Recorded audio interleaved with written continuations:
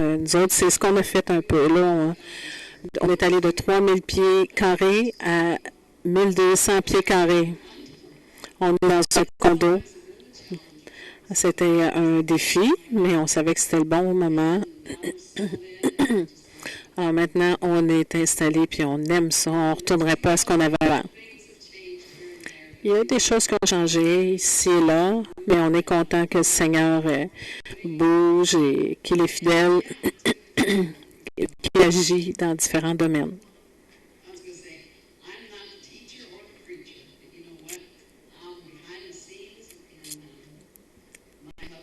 Je ne suis pas le prédicateur ou le prédicateur, mais je suis en arrière de la scène, puis il ne serait pas où il est présentement. Le voilà.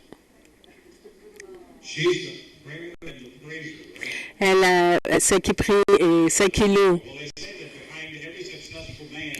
Derrière chaque grand homme, il y a une femme surprise.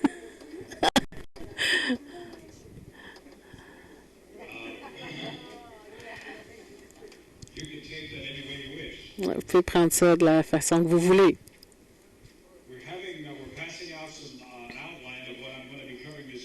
On va passer des notes de ce qui va se dire ce soir.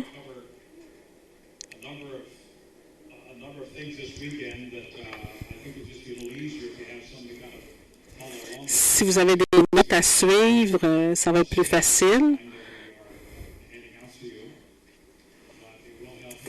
Ça va vous aider de rester sur le... On ne vous les donnera pas toutes. On va vous les donner à mesure de chaque session. Je ne veux pas que vous apportiez ça à la maison, puis pas revenir parce que vous allez avoir toutes les notes, là, puis vous n'avez pas besoin de revenir.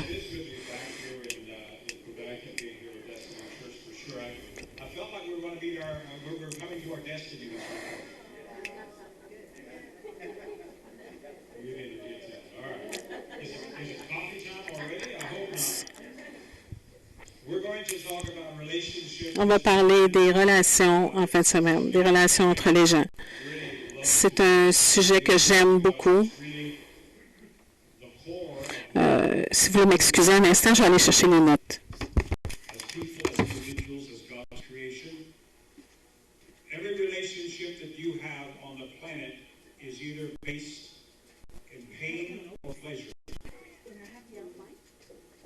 So what we're going to do is we hope to be able to help you to refine some of the relationships. Ce qu'on veut vous aider à faire, c'est de raffiner les relations avec les gens. Il y a quelques semaines, on a fait un séminaire sur le mariage. Des gens qui ont été ensemble depuis 52 ans jusqu'à des gens qui fait 4 ou 5 ans et à peu près 12 couples. Nous avons eu un temps merveilleux. On veut changer les statistiques parce que les études récentes que le mariage est la cause principale des divorces. Je veux juste voir si vous êtes réveillés, là. Alors, on voulait juste naviguer au-dessus de tout ça.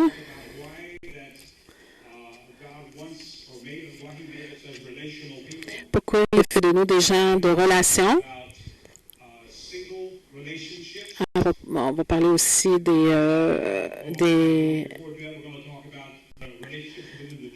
les relations dans l'Église, comment bâtir des relations dans l'Église corporativement et aussi des relations entre gens célibataires et les relations dans des couples. Et on verra avec le temps que l'on a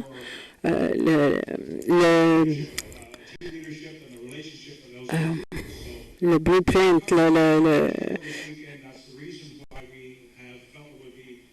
le plan que Dieu a pour les relations avec les jeunes.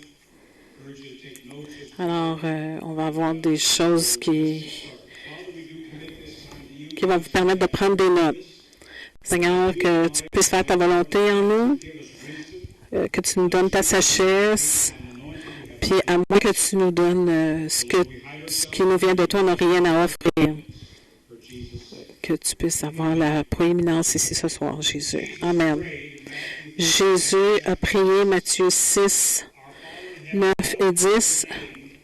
Notre Père qui est aux cieux, fais connaître à tous qui tu es, fais venir ton règne, fais se réaliser ta volonté sur la terre comme au ciel. Quand on regarde ça, quand on prend chaque pensée de ce verset, c'est que la volonté du Père soit faite quand le royaume vient. Qu'est-ce que ça doit ressembler, le royaume? C'est une place où sa volonté s'accomplit. Un royaume, c'est où il y a un roi, puis le roi règne. Alors, afin qu'on puisse vivre ensemble, afin qu'on devienne l'expression de la volonté du Père sur la terre. Ça prend beaucoup d'expressions. Et parce qu'il a plusieurs facettes, et le royaume sur la terre, c'est pas plate, c'est pas juste noir et blanc, juste un aspect de regarder. C'est un spectre très grand de vie et de gloire et de sagesse et de tout ce qu'il a pour nous. L'Écriture le met très clair pour nous. Et il a dit, je vous dis que le Fils ne peut rien faire, mais il fait ce il a vu le Père faire, car qu'importe ce qu'il fait, Jean 5, 19, Matthieu 4, 23,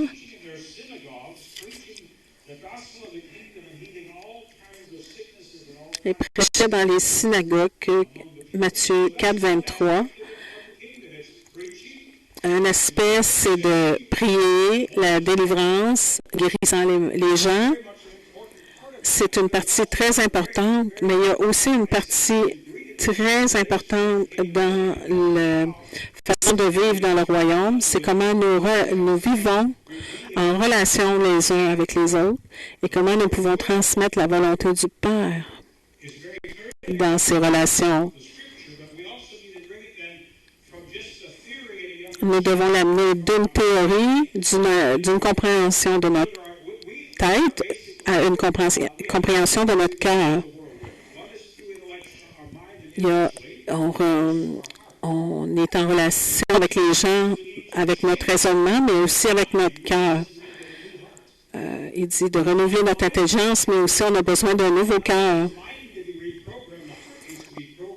Le cœur aussi a besoin d'être programmé. Pas juste de renouveler notre intelligence, mais de programmer notre cœur afin de démontrer la volonté de Dieu sur la terre.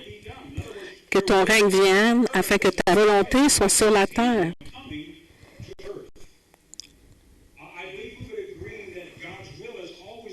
La volonté de Dieu a toujours été accomplie dans le ciel.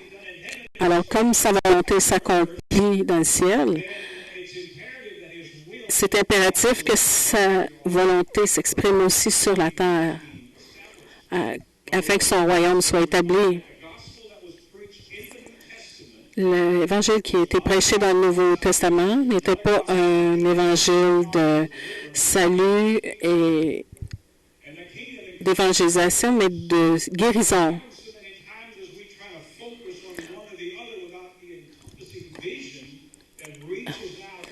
Des fois, on essaie juste de se limiter à un aspect, mais il y a tout plein d'aspects. Une expression qui est très grande. Jésus est venu nous amener le royaume. Des fois, on a juste une portion du royaume.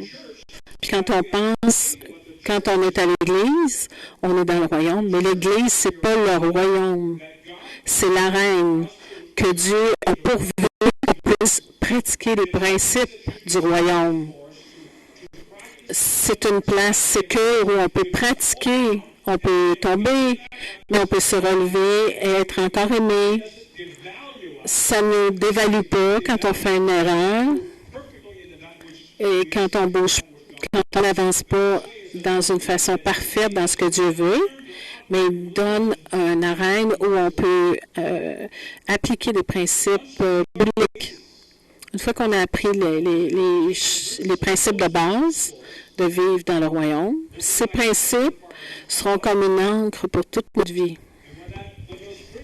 Puis quand ces principes deviennent des encres pour nos vies, ce qui arrive, qu'importe quel scénario, circonstance qui arrive, nous sommes capables de nous rattacher aux principes que Dieu nous a enseignés. Pourquoi on est ici, c'est pour représenter le Père à notre génération. On le représente à notre génération. Alors, on va regarder ça ce soir et voir que Jésus, comme la tête, démontrait que ce que le Père voulait qu'on fasse, parce que Jésus faisait ce que le Père faisait. Ainsi, nous devons faire comme Jésus. Jean 14, il dit, « Celui qui croit en moi, qui croit dans les œuvres que je fais, va faire des plus grandes œuvres que j'ai faites. » Dans Jean 14, 12. Parce que je vais à mon Père. Pas parce qu'il est dans la bonne Église, pas parce qu'il a été né dans la bonne nation, ou qu'il ait quoi que ce soit à faire avec ça, mais parce que Jésus est allé au Père et qu'il nous a donné le Saint-Esprit. Maintenant, nous avons la même puissance que Jésus avait, qu'il nous démontrait quand il était sur terre il y a 2000 ans. Ça, c'est excitant pour moi. C'est de la bonne nouvelle, ça. C'est l'Évangile. C'est l'Évangile du royaume.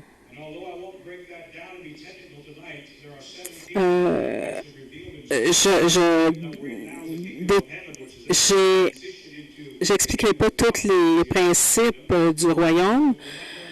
Je n'entrerai pas dans tous les principes du royaume, mais je vais parler de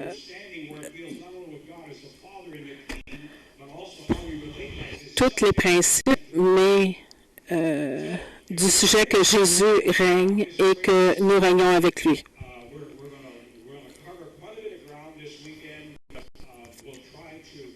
On va couvrir beaucoup de terrain en fin de semaine. On va le rendre le plus personnel et le plus réel que c'est possible pour vous. Je ne suis pas ici juste pour vous donner de l'information. Je veux qu'il y ait des vies qui soient changées. Je veux entendre que des gens vont dire maintenant je comprends ce que je comprenais pas. Je comprenais pas. Maintenant je vais marcher dans avant ce que je comprenais pas et maintenant je comprends. Tournez avec moi dans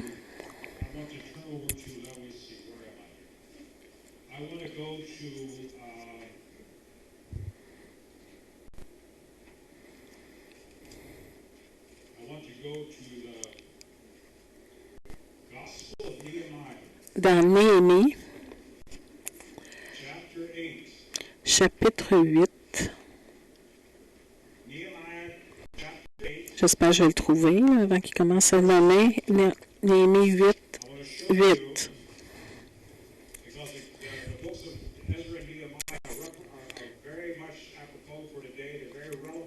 Les livres de Néhémie sont vraiment pour les livres d'aujourd'hui. La ville était rebâtie, le royaume était rebâti. Puis quand les scribes se sont réunis ensemble, puis ils lisaient le livre de la loi, verset 8, il disait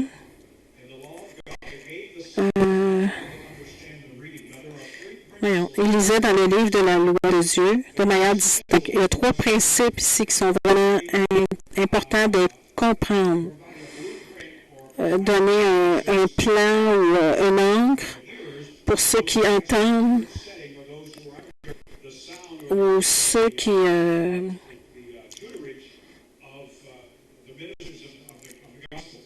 sont ministres de l'Évangile. Très important qu'ils entendent ceci. Si vous voyez quelqu'un qui a peur dans le ministère, quand ces trois choses arrivent, voyez qu'ils sont bénis de Dieu, qu'ils sont sous l'onction. Ils lisaient dans le livre de manière distincte. Ils donnaient le sens. Ils faisaient des applications de la parole. Et comme résultat, ils aidaient à comprendre. Ils étaient capables de mettre les principes de la parole en pratique. C'est ce que je veux faire cette fin de semaine. Je ne veux pas juste donner de l'information, mais je veux que nous soyons dans un endroit où nous puissions assimiler et que ça nous défie nos cœurs, que les principes de vie puissent nous amener à avoir des relations d'une façon plus parfaite, non seulement juste dans l'Église, non seulement prendre ce qu'on reçoit ici vers le monde des affaires. C'est absolument essentiel. C'est que l'Église ne soit pas juste dans l'Église, mais qu'elle soit dans le monde des affaires, où nous sommes à chaque jour. Nous avons besoin d'entendre, dans le prochain segment, il y a une des deux choses qui arrive quand on vient ensemble. On vient pour l'Église, où nous sommes l'Église qui venons ensemble. Il y a une différence dans ça. Si on se réunit pour l'Église, ça devient un club social. C'est stérile. Mais nous sommes l'Église qui nous réunissons. Quand nous sortons en dehors de ces murs, nous sommes conscients que nous sommes représentants du royaume de Dieu. Ceci doit arriver afin que le royaume de Dieu vienne sur terre. Il faut y avoir des relations qui sont authentiques afin de représenter qui Dieu est. Chacun de nous avons des relations chaque jour. Et chaque relation que nous avons, c'est basé sur le plaisir ou sur la peine. Ça peut être réduit à cette simple expression. Ça veut il y a soit des joies ou de la peine, mais il y a des relations qui sont vraiment juste dans la peine. Il est important de comprendre pourquoi nous sommes ici. Pourquoi nous sommes ici sur cette planète? Qu'est-ce que c'est de vivre selon le royaume? Comment nous allons savoir que c'est vraiment démontré? C'est la vie du roi qui se vit. Les buts du royaume sont exprimés. Puis dans le royaume de l'ennemi, c'est quand ça s'est détruit. Non, quand on détruit le royaume de l'ennemi, excusez. L'Église du début l'enseignait, c'est ce qu'il faisait. S'exprimait, révélant que la vie du roi avait besoin d'être exprimée sur la terre comme au ciel, que sa volonté soit faite sur terre comme au ciel. Ça se résumait à ce but-là qui s'exprime.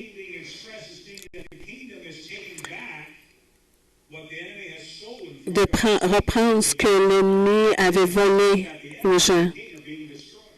Les ennemis du roi sont détruits. Quand nous regardons à ça, nous allons comprendre comment tout ça va fonctionner ensemble. Nous allons regarder ça pour l'Église, pour les célibataires, pour les mariés, pour les couples dans le mariage, aussi comme le leadership d'équipe.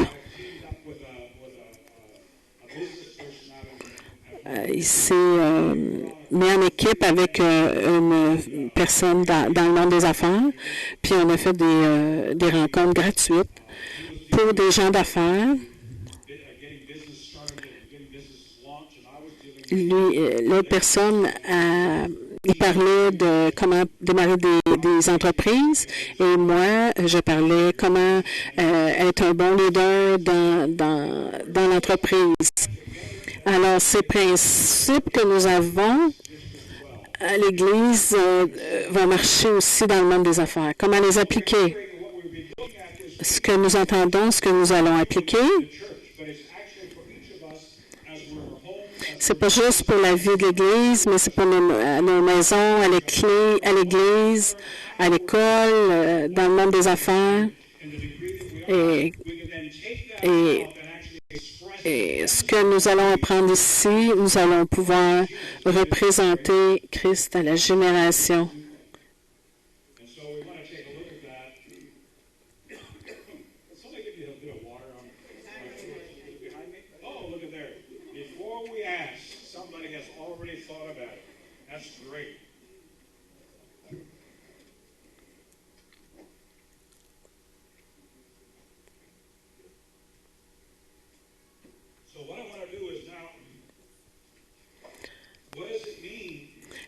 Ce que je veux faire maintenant, qu'est-ce que ça veut dire quand la vie du roi est vécue? Faisons l'homme à notre image et à notre ressemblance. Alors Dieu a créé l'homme, il a créé homme et femme. Il les a créés, hommes et femmes, dans Jean 4, 14. Ainsi nous sommes dans ce monde. Il a amené l'homme et il nous a amené à être à son image, à sa ressemblance. Et quand on va à la racine de ces mots, ça veut dire c'est la réplique, l'essence de qui il est, d'être et de le représenter, d'agir comme lui. Ce que ça veut dire, c'est que c'est comme un fils ou une fille qui vit, c'est comme une expression de son père. Nous, comme enfants, nos nouveaux, nos vies devraient être différentes de ce que nous étions avec.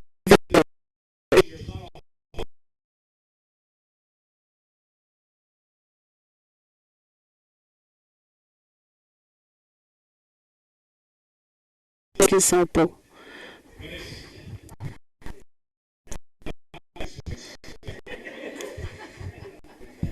It doesn't. Il se demandait comment ça se traduisait. Ça ne se traduit pas. Alors, on est appliqué. Nous sommes différents que nous étions avant. Quand je me suis converti, ma vie a fait un 100 degrés. Ça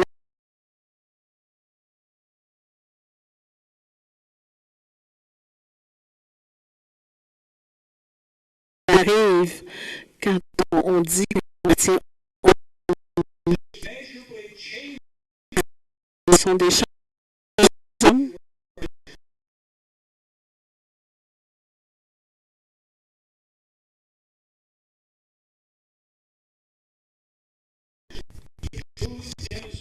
de démontrer complètement la vie du royaume elle-même.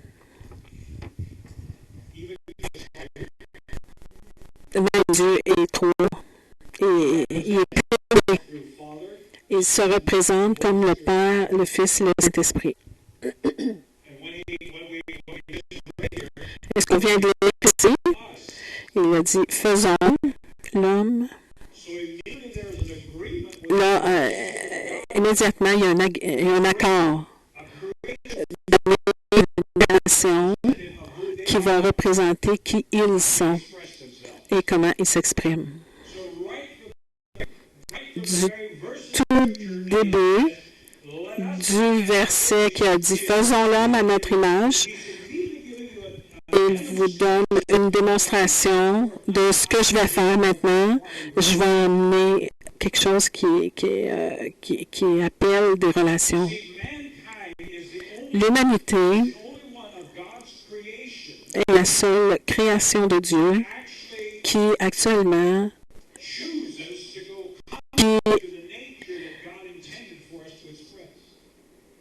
va contre de la façon qui va contre la façon que Dieu veut qu'il agisse. Un poisson est un poisson, une tomate est une poisson, c'est une tomate.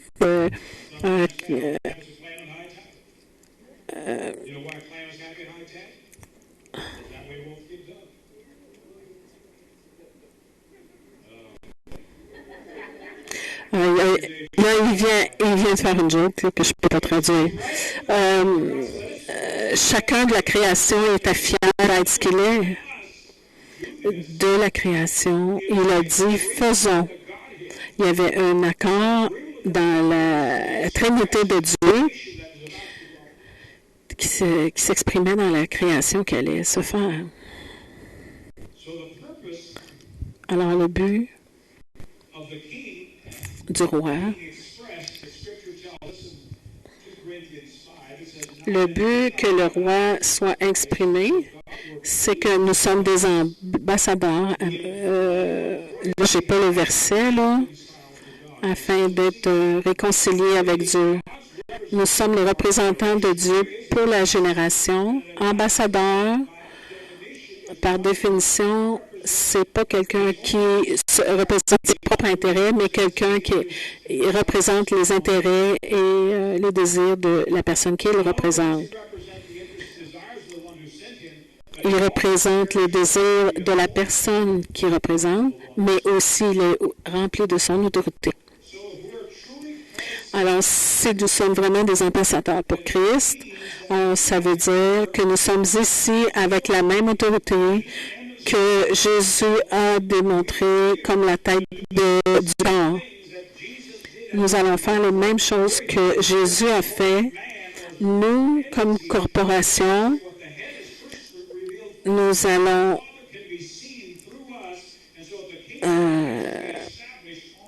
révéler, montrer aux gens qui nous sommes, afin de démontrer qui nous sommes, qui Jésus est.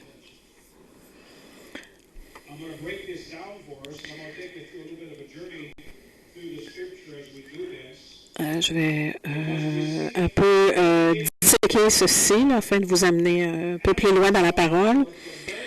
Adam a été amené dans le jardin et la première chose que Adam a fait, c'est qu'il a représenté le Créateur à la nature. Alors, il a vu chaque animal qui a passé devant lui. Il a parlé une parole prophétique. Et dans ça, il leur a donné leur nature. Puis, c'est ce qu'ils sont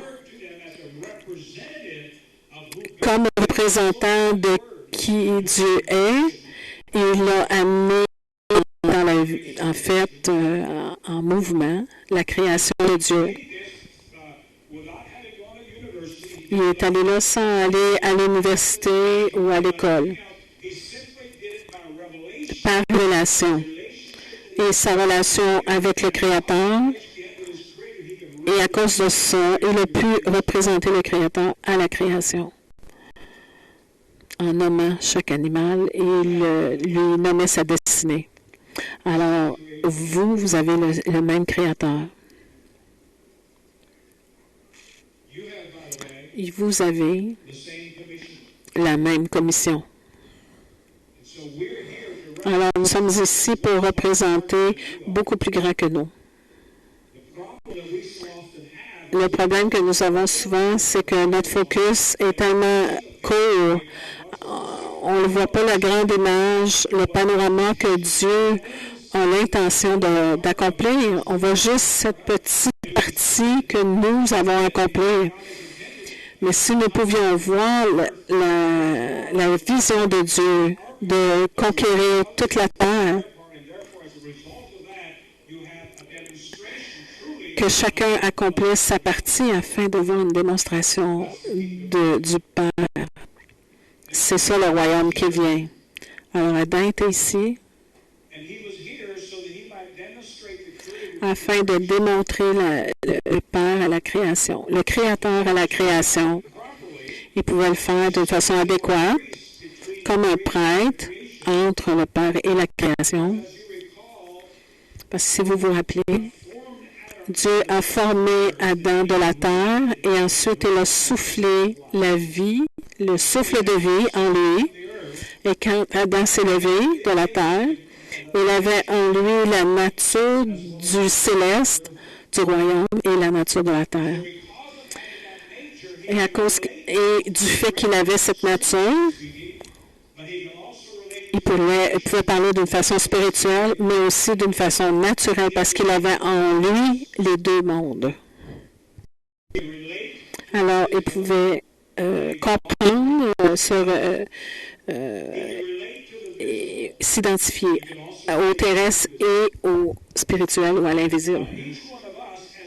Alors, chacun de nous, comme chrétiens nés nouveaux, nous avons la même naissance en nous. En Jean 20, quand Jésus a été ressuscité, puis qu'il est venu à ses disciples, puis là, il a dit à ses disciples, il a soufflé sur ses disciples. Quand il a soufflé sur ses disciples, ça s'est perpétué de génération en génération. Et ainsi, nous avons reçu ce souffle. Nous pouvons maintenant être en lien, en relation avec le monde spirituel et aussi le monde naturel. Alors, c'est la même chose que Adam démontrait dans le ciel et sur la terre. Nous avons le même appel. Mais Adam n'a pas fait vraiment une bonne job. En fait, selon l'historique juif, ils disent, je ne suis pas capable de vérifier ça, mais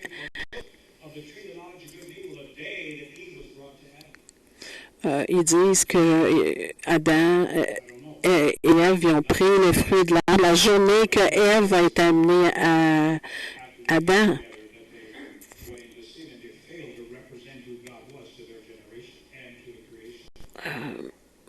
Ils ont manqué leur coup de représenter, en fait, Dieu aux générations futures.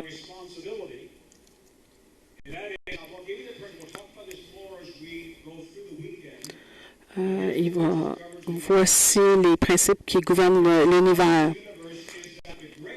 Le plus grand est responsable du plus petit et le plus petit est redevable au plus grand. Et c'est vrai d'une façon individuelle, d'une façon l'Église de façon gouvernementale et aussi pour le Dieu de l'univers.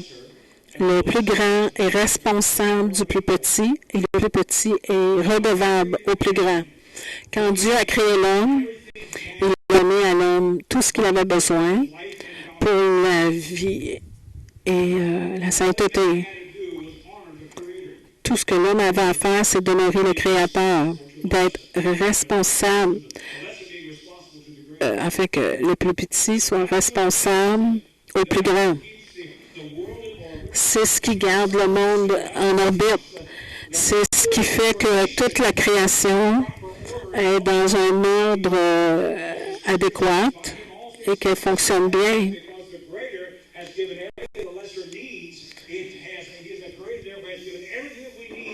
Le Créateur nous a donné tout ce que nous avons besoin et nous, la création, nous sommes responsables de l'honorer.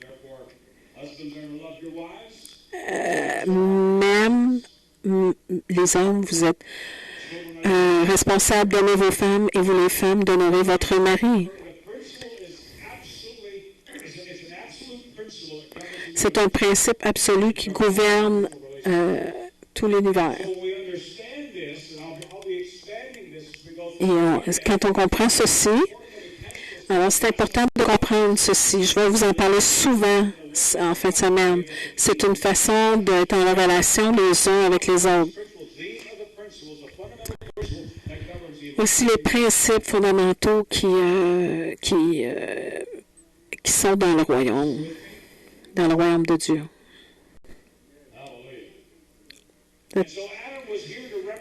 Alors, Adam est ici pour représenter le Créateur à la création.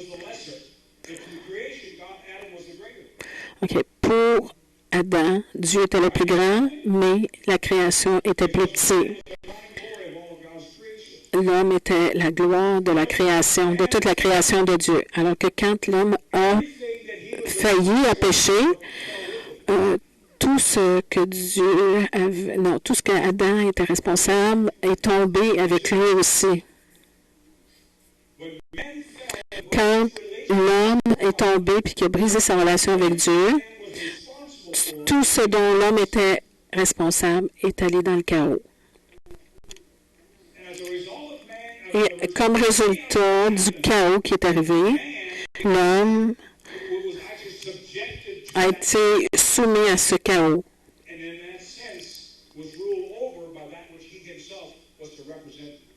Alors, il était sous l'autorité, en fait, de ce qui devait dominer, mais il a été sous la domination du chaos, en fait.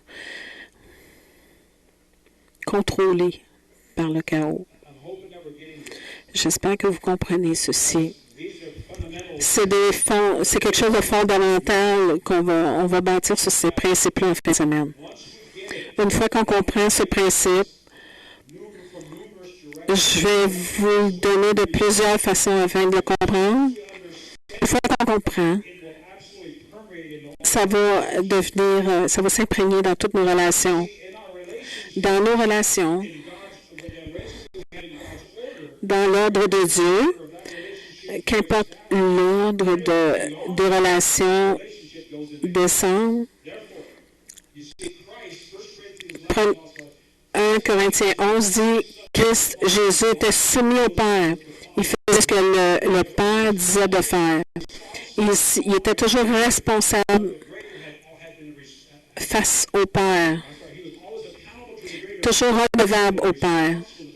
Parce que le Père était responsable de lui donner tout ce qu'il avait besoin. Il était loin de grâce, de joie, de Saint-Esprit et tout ce qu'il avait besoin. Et dans cette relation, l'homme, la femme et les enfants et le reste de la société. Alors, si Jésus s'était rebellé contre Dieu, il n'y aurait eu aucun plan de salut. Mais parce qu'il a gardé sa place, nous avons un plan de salut qu'on peut comprendre.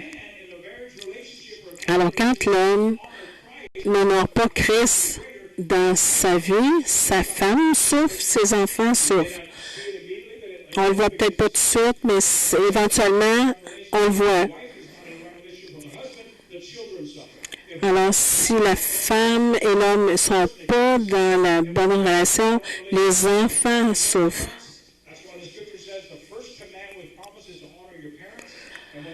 Pour les enfants, n'honorent pas leurs parents, aussi tout ce qui découle de ça. C'est le chaos. Alors, le principe est, le plus grand est responsable du plus petit et le plus petit est redevable au plus grand. Alors, Adam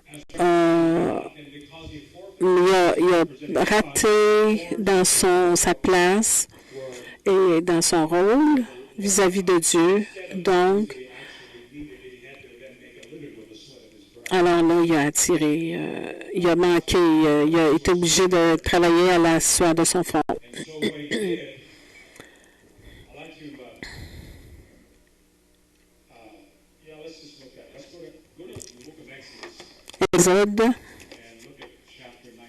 Exode 19.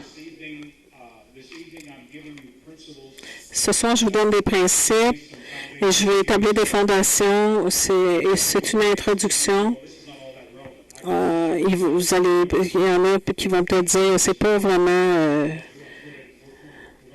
Ça ne fait pas vraiment de sens. Mais vous allez comprendre que ces principes, on va les appliquer dans nos relations personnelles.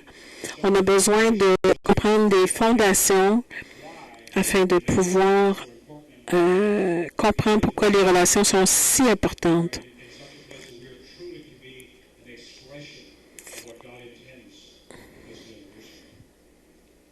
Alors, afin de comprendre que nous sommes l'expression de Dieu dans cette génération. Après 1500 ans après la chute, Dieu a demandé, comme s'il servi d'Abraham pour amener une nation, puis il y avait un plan pour la nation d'Israël. Et c'était de représenter comme nation aux autres nations du monde qui il était, Dieu.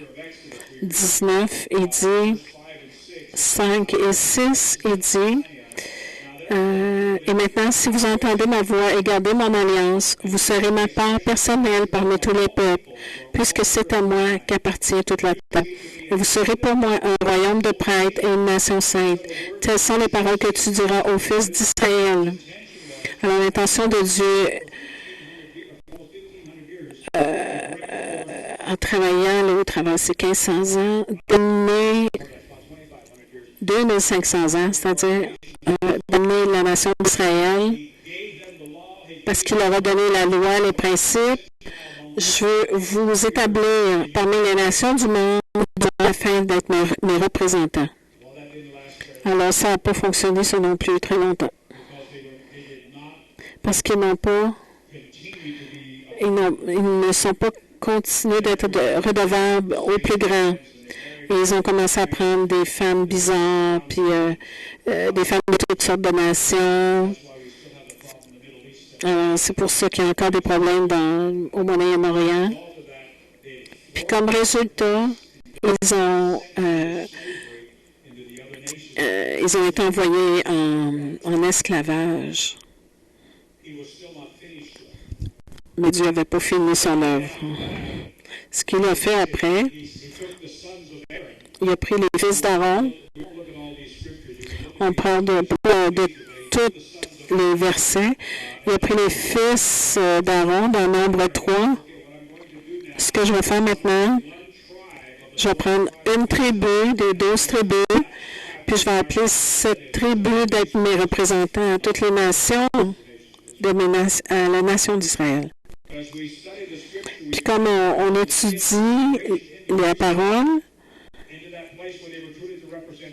quand dans le Lévitique 10, il dit le sacrificateur devait représenter Dieu, mais dans le rôle de sacrificateur, les deux fils d'Aaron ont été tués.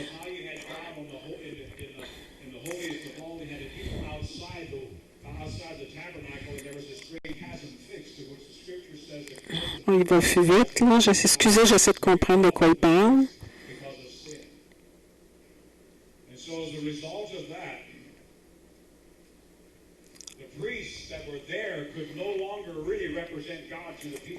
À cause de ce que les fils d'Aaron ont fait, parce que les prêtres qui devaient représenter Dieu au peuple,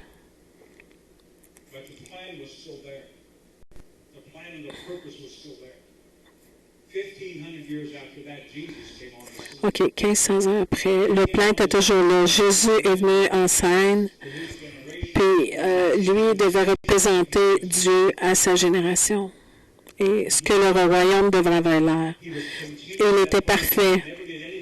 Il n'a rien fait qu'il ne voyait pas son Père faire. Et le Père le validait. C'est mon Fils bien-aimé en qui j'ai mis toute ma confiance. Ce que ça nous dit, c'est qu'à n'importe où nous allons, qu'on soit plein de succès, nous avons besoin d'être validés comme fils de Dieu. Et nous, comme hommes et femmes, nous avons besoin d'être validés.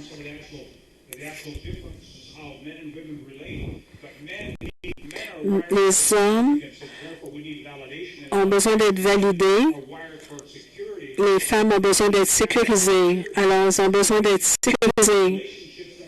C'est pourquoi nous avons les relations que nous avons.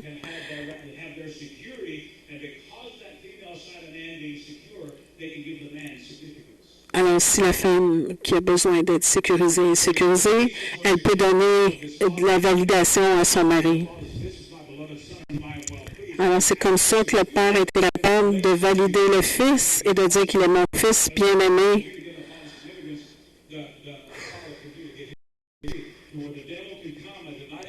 Puis, c'est pourquoi Jésus était sécurisé, parce que quand Satan est venu le tenter, il a pu dire « Il n'a rien trouvé en moi » parce qu'il avait été validé par le Père. Amen. But Jesus ascended into heaven, and then he said, Jésus est monté au ciel et il a dit les mêmes choses que j'ai fait, vous allez pouvoir les faire. 1 Pierre 2. over there, and then we're going to start putting 1 Pierre 2. 1 Peter chapter 1 Pierre 2.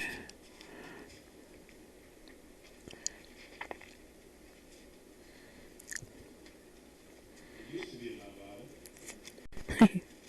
1 Peter chapter 2 is what it said. Verse 9 and 10. You 9 et 10. generation Mais vous êtes la race élue, la communauté sacerdotale. Il parlait à l'Église du premier siècle, mais c'était pour nous aussi un peuple que Dieu s'est acquis pour que vous proclamiez les hauts faits de celui qui vous a appelé des ténèbres à sa merveilleuse lumière. Vous qui n'étiez pas son peuple, mais qui maintenant êtes devenu le peuple de Dieu. Qu'est-ce qu'on est supposé de faire? De lui donner la gloire. Alors, parler des qualités de sa personne. Après que la nation d'Israël n'a pas fait ce qu'il devait faire, la tribu des Lévites n'a pas fait ce qu'il devait faire, Jésus est amené. C'est pour ça qu'il a été appelé le deuxième Adam, parce qu'il a soufflé sur ses disciples afin que ce n'est pas juste pour vous, mais pour tous ceux qui croiront en mon nom. Alors, il a soufflé en eux ce qu'il a fait. Il a placé un appel sur chaque tribu et nation. Nous qui étions sans père, qui étions des nations de tous les peuples, il nous a amenés tous ensemble à le représenter sur cette terre. C'est ça le royaume qui vient. C'est sa volonté qui s'accomplit sur terre comme au ciel. C'est sa vie qui est démontrée dans sa vie, dans les écoles, sur la rue. 2 ou 3 qui sont ensemble, je suis au milieu de vous. C'est pour ça que nous sommes ici. Amen. Êtes-vous toujours si silencieux?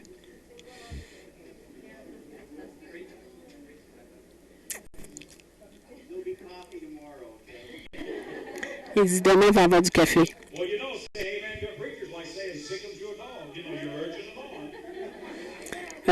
Excusez, je n'ai pas compris.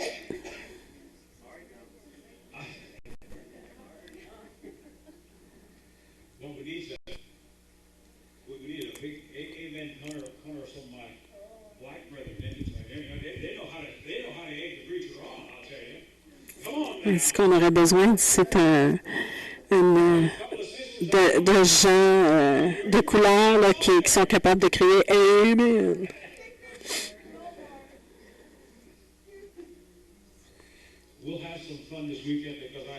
On va avoir du plaisir en fin de semaine.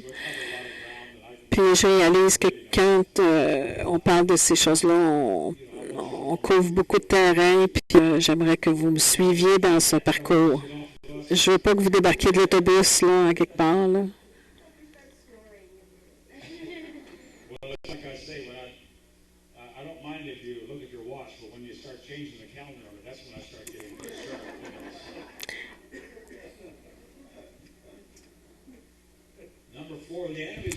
OK, les ennemis du roi ont été détruits. Jésus, quand il est venu, il a détruit les œuvres de l'ennemi. Mais oh mon Dieu, excusez, là, je cherche mes mots. Les armes que nous avons ne sont pas charnelles, mais sont spirituelles. L'ennemi veut qu'on se combatte à travers des conflits personnels. C'est là que il y a de la confusion, de l'envie, des conflits personnels. Il veut qu'on se combatte dans des conflits de famille, de couple, dans les conflits dans l'Église, puis il veut le faire aussi dans des conflits nationaux.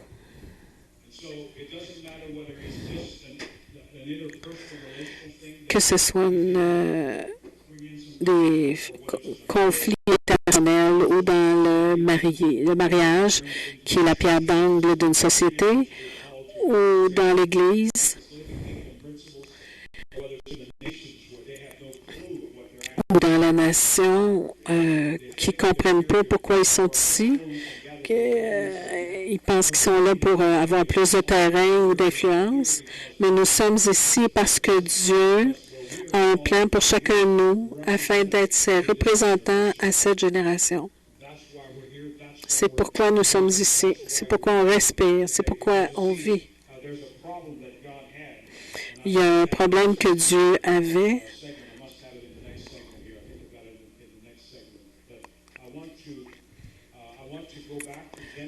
En Genèse, je vais vous parler d'un exemple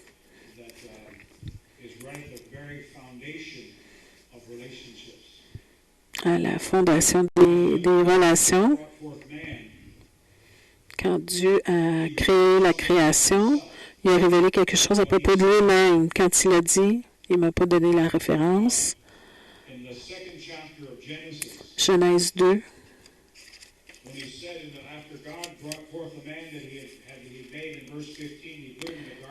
Genèse 2, 15. Ils peuvent manger de tous les arbres. Là, il a dit,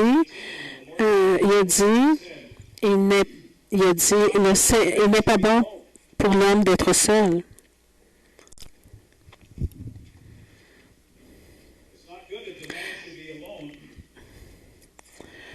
Je lui fais une aide qui lui soit accordée, une aide semblable à lui. Comme résultat de cela, quand Adam a nommé la création, au verbe 2:20, il dit, Adam donna un nom aux animaux, mais il ne trouva pas de partenaire capable de le secourir. Alors, Dieu il a créé Ève. Il a fait cette déclaration. Il n'est pas bon que l'homme soit seul. Il a révélé quelque chose de sa propre nature et de son propre problème.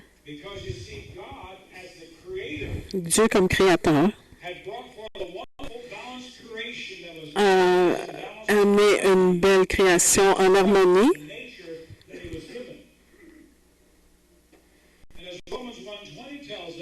Romains 1:20 dit, le Dieu éternel, on peut le voir dans cette création. Il paraphrase, là. Vous pouvez regarder les étoiles.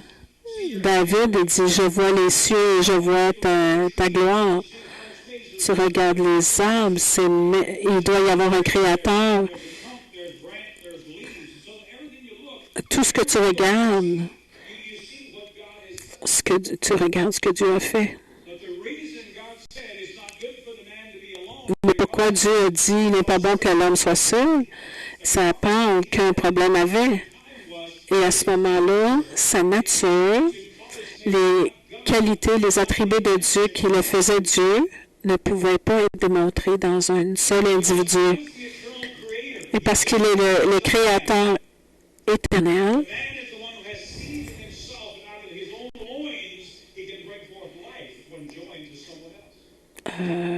parce qu'il est Dieu comme le Créateur peut amener la vie quand il crée les hommes.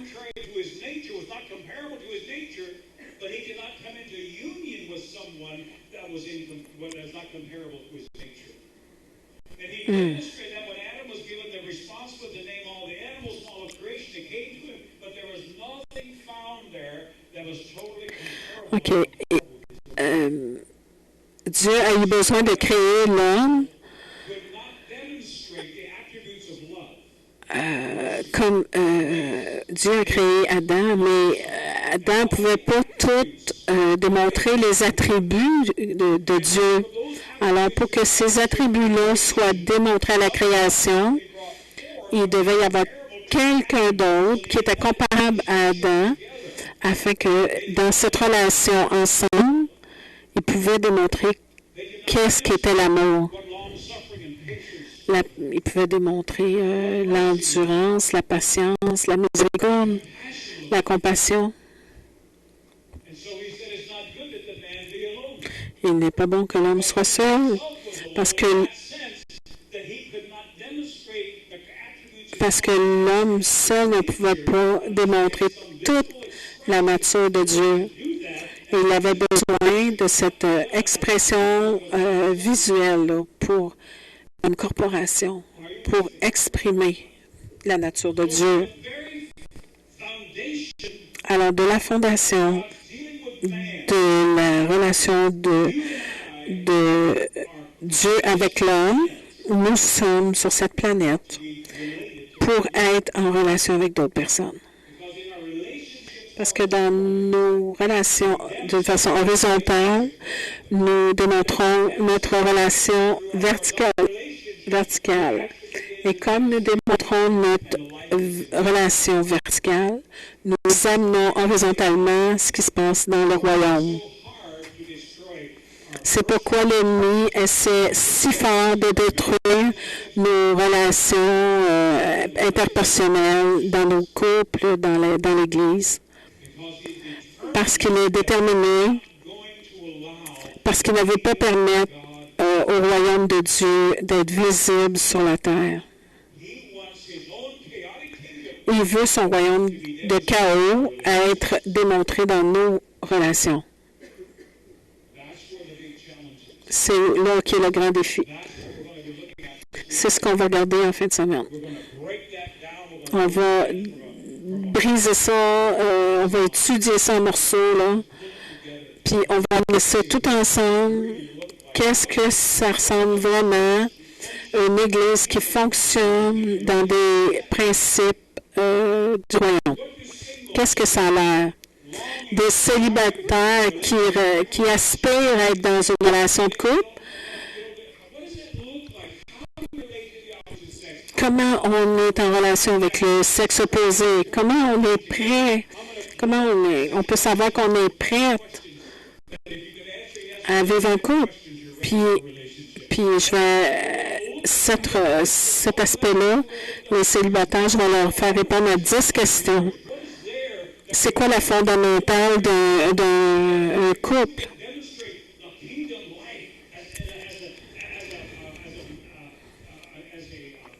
Dans un couple, comment s'exprime le royaume dans un couple? Il y a un père, un créateur, une mère, des enfants, de la vie. Il y a de la joie, de la paix. Il y a de la relation qui amène du plaisir et non de la peine.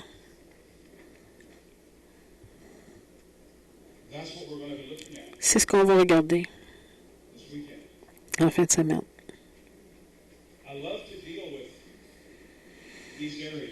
J'aime parler de ces choses. Je comprends quand Dieu dit qu'il n'est pas bon que l'homme soit seul. Puis comme Marty, sa femme, dit, quand elle a dit au début, là, je ne savais pas qu'elle dirait ça, mais je suis en accord avec elle, je ne serais pas la personne que je suis si je n'avais pas une femme merveilleuse qui est à côté de moi. Amen.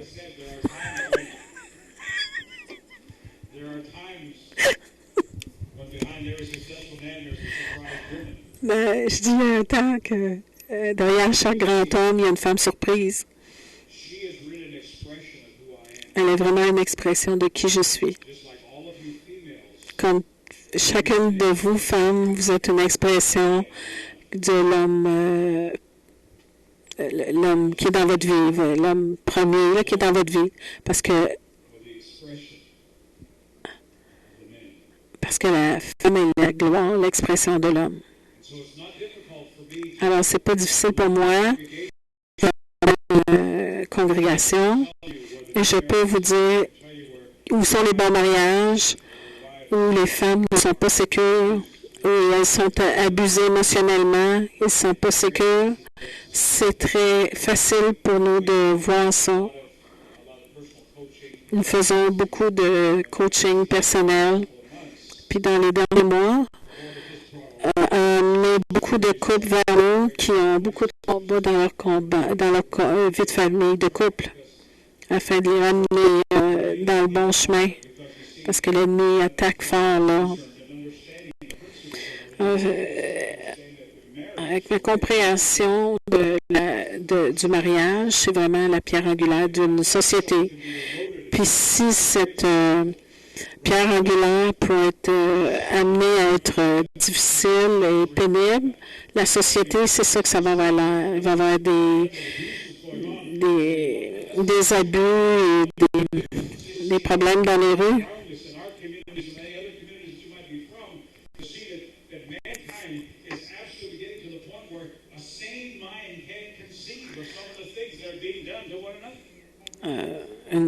Des gens qui ont une raison saine ne peuvent pas concevoir ce qui se passe dans les sociétés parce que le royaume ne vient pas dans ces personnes ou individuellement ou corporativement ou dans les relations.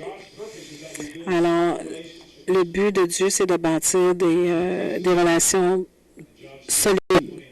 Dans Jean 17, 20, 21. Je ne prie pas pour eux seulement, mais pour tous ceux qui croiront en moi, au travers d'eux, qu'ils soient un, comme toi, Père, tu es en moi, et moi en eux, afin que le monde croie que tu m'as envoyé. Si les saints ne sont pas différents de ceux qui ne sont pas saints, comment les gens du monde vont avoir une base pour croire. Paul dit, je vous supplie je ne sais pas quel verset, là, qu'il n'y ait pas de division entre vous, mais que vous soyez unis en pensée et en action.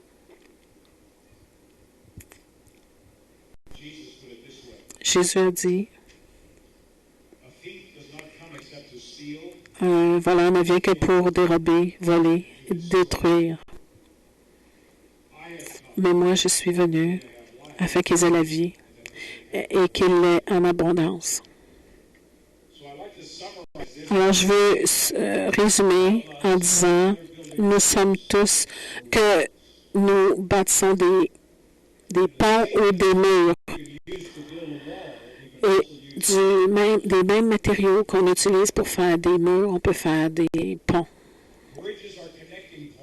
Des ponts, c'est des points de connexion. Des murs sont des séparations. Alors, nous avons besoin de limites. C'est pour nous, mais nous bâtissons des relations ou nous bâtissons des murs. Et les raisons que nous bâtissons des murs, c'est parce que nous avons expérimenté trop de peine. Vous ne bâtirez pas des murs si vous avez eu de peine dans une relation. Nous sommes créés pour des relations. On va toujours désirer d'avoir des relations au début.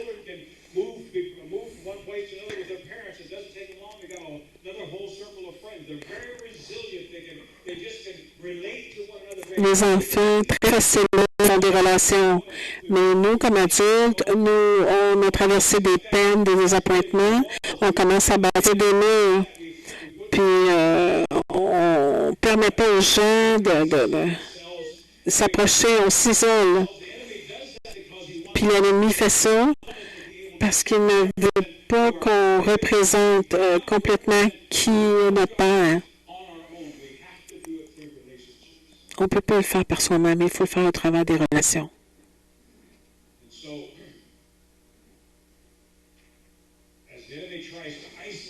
Alors, comme l'ennemi essaie de nous isoler dans des conflits de personnel ou des conflits de couple,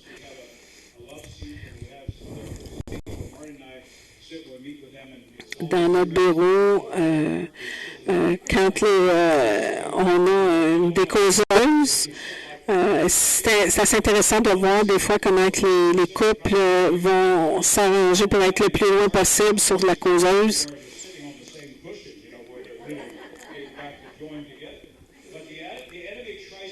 Alors, l'ennemi essaie de nous isoler l'un des autres dans nos relations parce qu'on a expérimenté de la peine dans nos relations. Alors, nous devons désarmer cette peine et ramener la relation. Je ne parle pas de plaisir sexuel. Je parle de plaisir d'être bien avec des gens, de connecter, d'être sécure avec des gens. Vous avez peut-être à l'épicerie la caissière. Peut-être que la relation est très minime, mais parce que cette caissière-là, il y a une bonne relation avec elle. Je n'irai pas à l'autre parce qu'elle n'a pas été gentille. Nos relations sont basées soit sur la peine ou le plaisir. Et quand je réalise ça, et quand je le ramène au minimum, et qu'on commence à comprendre le minimum, on peut agrandir nos relations afin d'être tout ce que Dieu nous appelle à être. Faisons l'homme à notre image et notre ressemblance. C'est pour ça que nous sommes là. C'est pour ça que vous êtes là ce soir. Êtes-vous excité pour la fin de semaine? Et une autre chose que je vais mentionner en fin de semaine.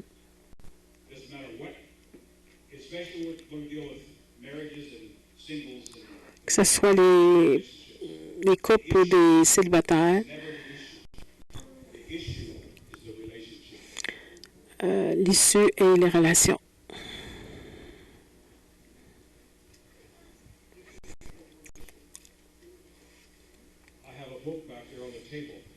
J'ai un livre en arrière. Est-ce que Dieu vous a offensé? Je crois que l'ennemi veut vous faire croire que Dieu veut vous offenser à chaque fois qu'il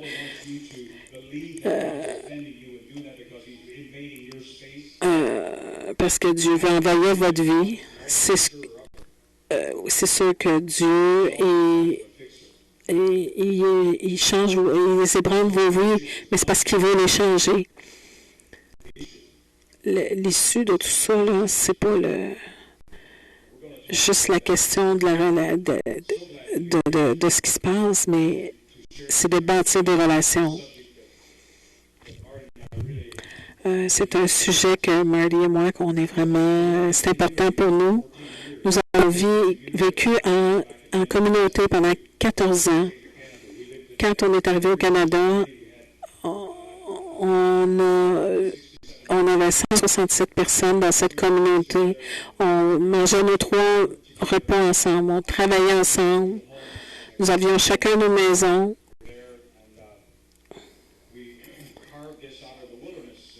Et on a fait ça au nord de Colombie-Britannique. On a bâti cette communauté-là et on a appris à propos des relations. 3 repas ensemble. On avait une salle commune. On a appris à se connaître vraiment bien.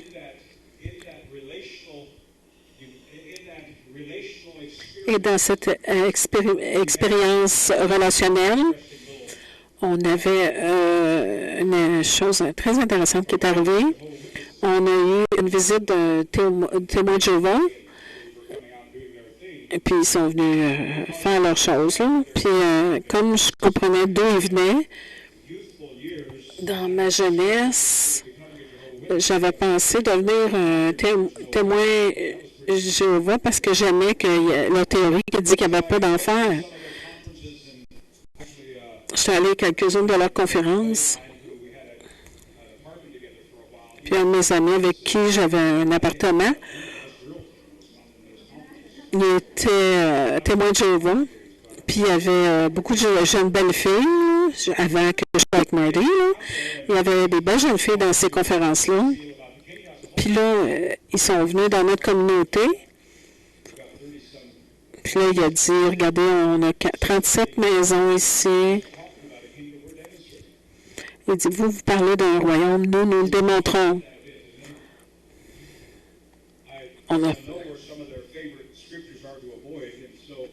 Et je connais les versets.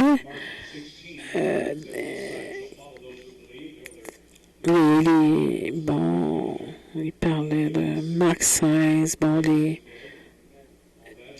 les choses qu'accompliront ceux qui auront cru. Vous allez guérir les malades, ressusciter les morts. Dites-vous, est-ce que vous faites ça? Il demande,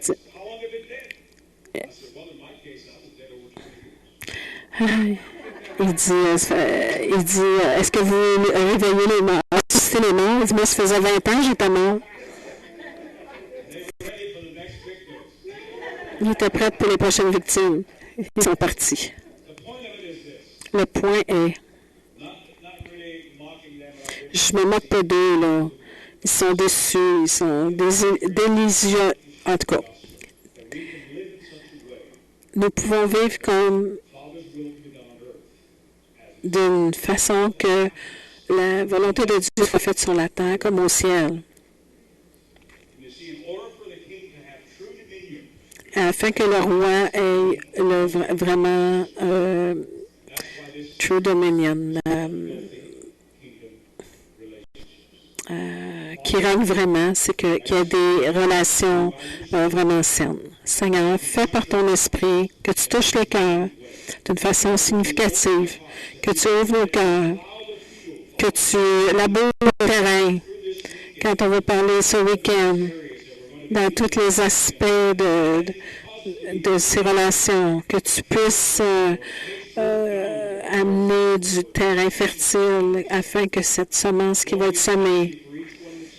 Merci pour chaque personne qui est ici, chaque relation qui est représentée ici.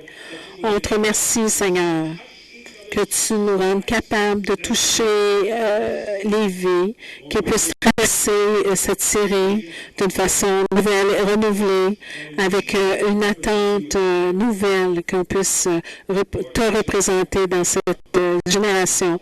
C'est notre cri, notre désir.